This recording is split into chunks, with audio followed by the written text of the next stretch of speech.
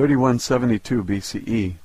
Layout of the astronomical grid that joins the key mining sites and astronomical buildings of the gods in the Andes Mountains such as Tiwanaku, Cusco, Quito, the cities of Ollantaytambo, Machu Picchu, and Pachacamac for the mining of rare metals, including tin for use in making bronze. Metals were the property of the gods, of course.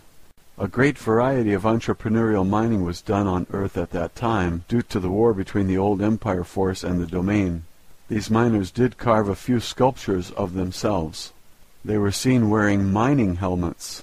The Ponce Stela sculpture in the sunken courtyard of the Kalasasaya temple is a crude rendering of a stone worker using an electronic light wave emitting stone cutter and carving tools held in a holster.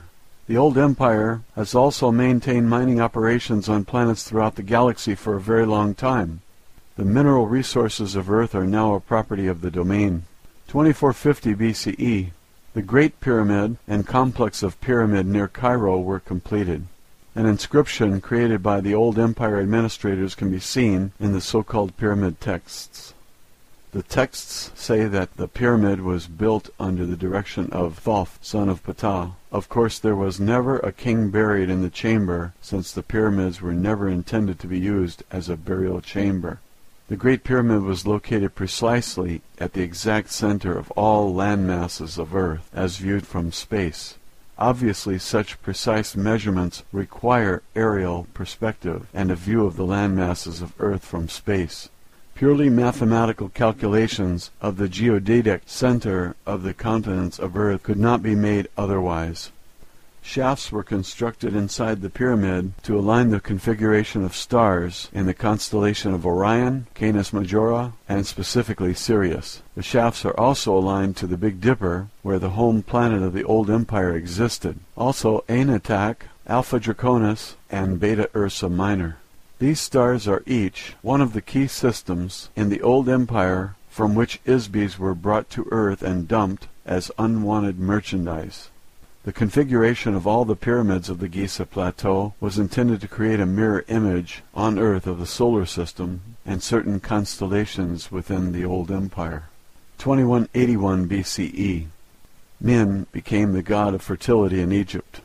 The Isbi, also known as Pan, was also a Greek god. Min, or Pan, was an Isbi who somehow managed to escape from the old empire amnesia system. 2160 to 2040 BCE. One of the results of the intensifying battle between the domain forces and the old empire forces was that the control of the divine rulers was broken at this time. They finally left Egypt and returned to the heavens, so to speak, in defeat. Human beings took over the ruling role as pharaohs. The first human pharaoh moved the capital city of Egypt from Memphis to Heracleopolis, 1500 BCE. This is the date for the destruction of Atlantis, given by the Egyptian high priests, Synopsis of Heliopolis and Sonchus of Sais, to the Greek sage Solon. The priests of Anu recorded that the Mediterranean area was invaded by Atlantean people about this time. Of course, these people were not from the ancient continent of Atlanta and the Atlantic Ocean, which existed more than 70,000 years earlier. These were refugees from the Minoan civilization on Crete, escaping from the volcanic eruption and tidal waves of Mount Thera that destroyed their civilization. Plato's references to Atlantis were borrowed from the writings of the Greek philosopher Solon, who was given the information by the Egyptian priest who called Atlantis Kepchu, which also happens to be the Egyptian name for the people of Crete. Some of the survivors of the Minoan volcanic disaster asked Egypt for help, since they were the only other civilization with high culture in the Mediterranean area at the time. 1351 BCE to 1337 BCE. The Domain Expeditionary Force actively waged a war of religious conquest against the Egyptian mystery cult called the Priest of Amun, also known as the Old Empire Brothers of the Serpent. During this time, the pharaoh Akhenaten abolished the priesthood of Amun and moved the capital of Egypt from Thebes to the new location at Amarna, at the exact geodetic center of Egypt. However, this plot to overthrow the old empire religious control was quickly spoiled. 1193 BCE. In the Near East, Achaea, the Greeks and Trojans fought for supremacy, which ended in the destruction of Troy as the finale of the Trojan War. During this same time, war was being fought out in the space of the solar system between two forces for control of the space stations surrounding Earth. That period of 300 years was a very violent resistance to the domain forces by the remnants of the old empire forces.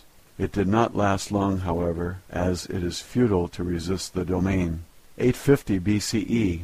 Homer, the blind Greek poet, wrote the stories, the gods, as borrowed and modified from earlier sources in the Vedic texts, Sumerian texts, Babylonian and Egyptian mythology.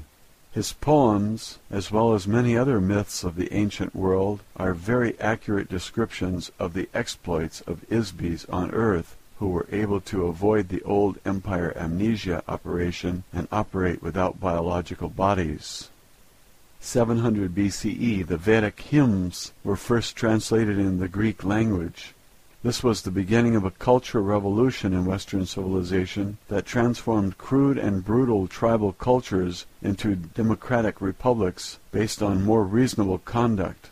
638 to 559 BCE, Solon, a wise man from Greece, reported the existence of Atlantis. This was information he received from the old empire high priests Synopsis of Heliopolis and Sontius of Sais, with whom he studied in Egypt.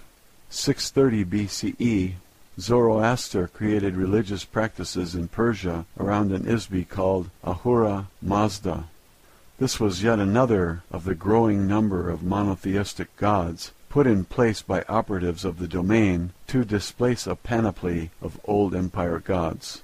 604 BCE, Lao Ji, a philosopher who wrote a small book called The Way, was an Isbi of great wisdom who overcame the effects of the old empire amnesia, hypnosis machinery, and escaped from Earth. His understanding of the nature of an Isbi must have been very good to accomplish this. According to the common legend, his last lifetime as a human was lived in a small village in China. He contemplated the existence of his own life. Like Gautama Siddhartha, he confronted his own thoughts and past lives. In doing so, he recovered some of his own memory, ability, and immortality. As an old man, he decided to leave the village and go to the forest to depart the body. The village gatekeeper stopped him and begged him to write down his personal philosophy before leaving. Here is a small piece of the advice he gave about the way he rediscovered his own spirit. He who looks will not see it. He who listens will not hear it. He who gropes will not grasp it. The formless non-entity, the motionless source of motion, the infinite essence of the spirit, is the source of life. Spirit is self. Walls form and support a room, yet the space between them is most important. A pot is formed of clay, yet the space formed therein is most useful. Action is caused by the force of nothing on something, just as the nothing of spirit is the source of all form.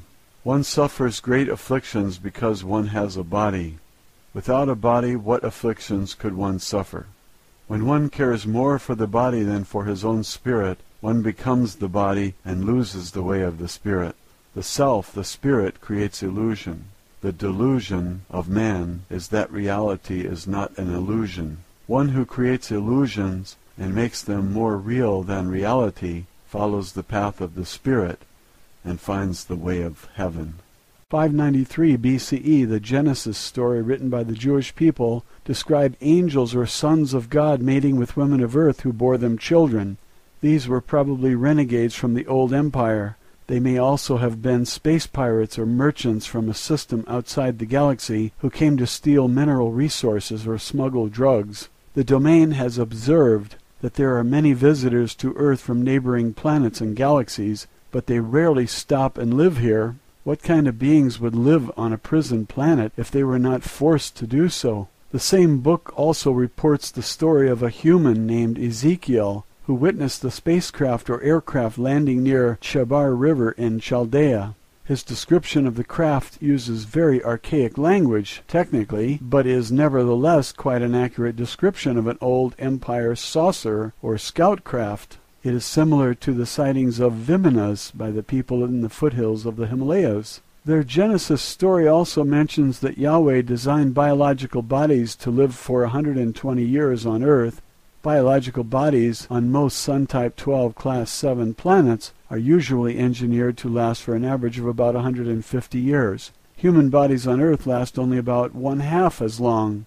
We suspect this is because the prison administrators have altered the biological material of human bodies on Earth to die more frequently so that the Isbis who inhabit them will recycle through the amnesia mechanism more frequently. It should be noted that much of the Old Testament was written during the captivity of the Jews who were enslaved in Babylon, which was very heavily controlled by priests of the Old Empire. The book introduces a false sense of time and a false concept of the origin of the creation. The serpent is the symbol of the Old Empire. It appears in the beginning of their creation story, or as the Greeks say, Genesis, and causes the spiritual destruction of the first human beings, who are metaphorically represented by Adam and Eve. The Old Testament, clearly influenced by the Old Empire forces, gives a detailed description of the Isbis being induced into biological bodies on Earth. This book also describes many of the Old Empire brainwashing activities, including the installation of false memories, lies, superstitions, commands to forget, and all manner of tricks and traps designed to keep Isbis on Earth. Most importantly, it destroys the awareness that humans are immortal spiritual beings. 580 BCE. The oracle at Delphi was one temple in a network of many oracle temples. Each temple was a communication center. The Old Empire priests designated a local god for each temple. Each of the temples in this network were located at precisely 5 degrees of latitude intervals from the capital city of Thebes throughout the Mediterranean area as far north as the Baltic Sea. The shrines served, among other things, as a grid housing electronic beacons, later called omphalos stones. The grid arrangement of the oracle sites can only be seen from miles above the earth. The original network of electronic communications beacons were displayed when the priesthood was dispersed and were replaced by carved stones. The symbol of the Old Empire priesthood is the python, dragon, or serpent. It was called the earth dragon at Delphi, which is always represented in sculpture and vase paintings as a serpent. In Greek mythology, the guardian of the omphalos stone at the temple at Delphi was an oracle whose name was Python, the serpent. She was an Isbi, who was conquered by a god named Apollo. He buried her under the omphalos stone. This is a case of one god setting up his temple on the grave of another. This is a very accurate euphemism for the domain force that detected and disabled the Old Empire temple network on Earth.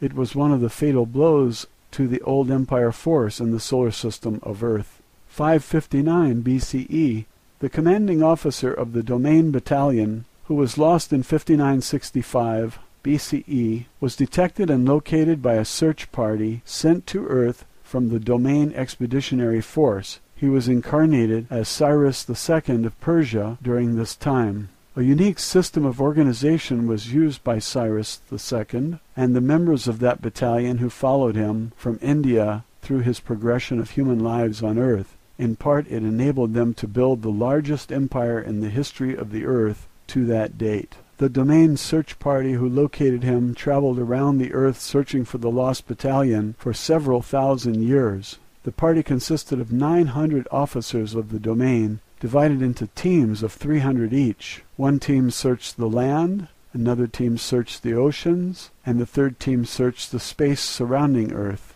There are many reports made in various human civilizations concerning their activities, which humans did not understand, of course. The Domain Search Party devised a wide variety of electronic detection devices needed to track the electronic signature or wavelength of each of the missing members of the battalion. Some were used in space, others on land, and special devices were invented to detect Isbis underwater. One of these electronic detection devices is referred to as a tree of life. The device is literally a tool designed to detect the presence of life, which is an ISB. This was a large electronic screen generator designed to permeate wide areas.